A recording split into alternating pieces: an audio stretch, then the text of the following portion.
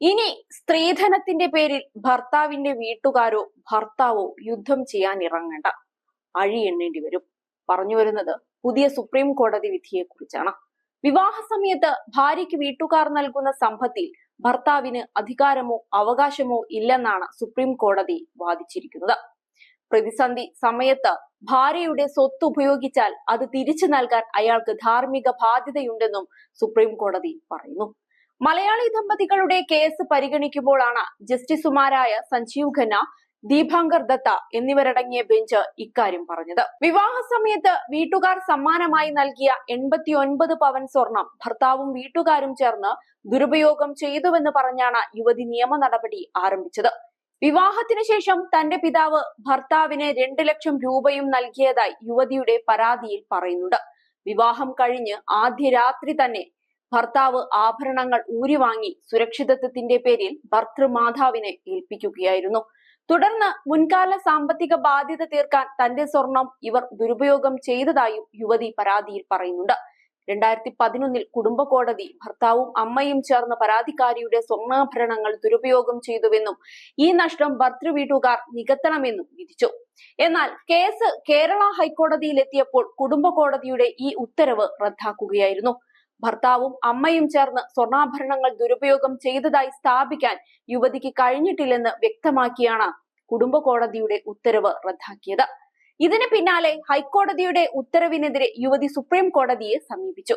സ്ത്രീധന സ്വത്ത് ഭർത്താവിന്റെയും ഭാര്യയുടെയും സംയുക്ത സ്വത്തായി മാറില്ലെന്ന് സുപ്രീം കോടതി ബെഞ്ച് വ്യക്തമാക്കി. ഭർത്താവിന് ഉടമസ്ഥൻ എന്ന നിലയിൽ സ്വത്തിന്മേൽ അവകാശമോ സ്വാതന്ത്ര്യമോ ആധിപത്യമോ ഇല്ലെന്നും സുപ്രീം കോടതി പറഞ്ഞു.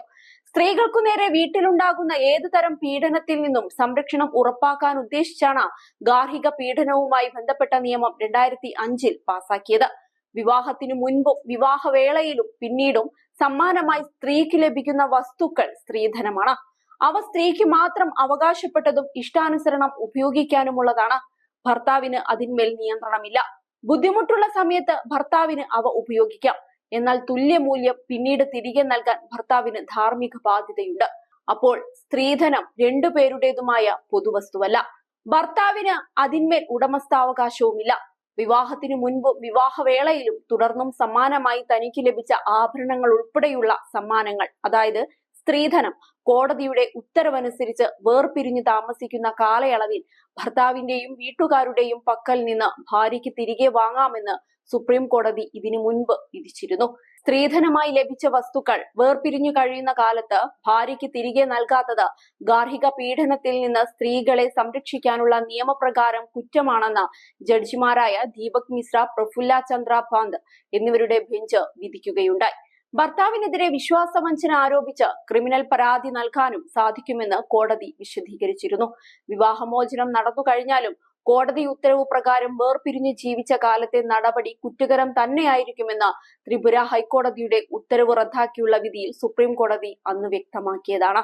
സ്ത്രീധനം മടക്കി നൽകാത്തത് സാമ്പത്തികമായ പീഡനത്തിന്റെ പരിധിയിൽ വരുമെന്നാണ് കോടതിയുടെ വിലയിരുത്തൽ. ഏതായാലും പെണ്ണിന്റെ സ്വർണം കണ്ട് ആരുടെയും കണ്ണ് മഞ്ഞളിക്കേണ്ട. അതിൽ അവൾക്കല്ലാതെ ആർക്കും അവകാശമില്ല.